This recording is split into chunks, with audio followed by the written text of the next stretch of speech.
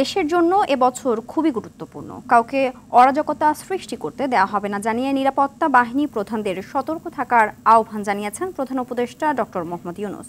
যমুনায় উচ্চ পর্যায়ের আইন শৃঙ্খলা সভায় তিনি জানান, দেশে বিশৃঙ্খলা সৃষ্টি করতে স্বৈরশাসক শেখ হাসিনার সহযোগীরা প্রচুর অর্থ ব্যয় করছে। আশিকুল আলম জানাচ্ছেন বিস্তারিত।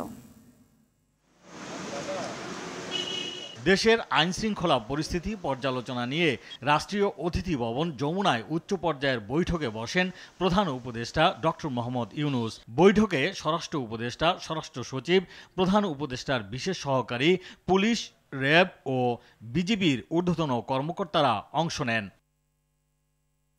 এ সময় প্রধান উপদেষ্টা বলেন, নিরাপত্তা বাহিনীকে নাগরিকদের মানবাধিকার রক্ষার পাশাপাশি ধর্মীয় ও জাতিগত সংখ্যালঘুদের বিরুদ্ধে যে কোনো আক্রমণ প্রতিরোধে বিশেষ ব্যবস্থা নিতে হবে।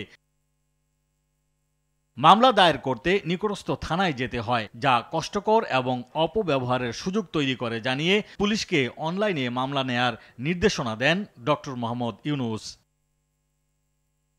রমজানে দ্রব্যমূল্যের দাম স্থিতিশীল রাখতে চাঁদাবাজদের বিরুদ্ধে পুলিশকে কঠোর হওয়ার নির্দেশও দিয়েছেন প্রধান উপদেষ্টা।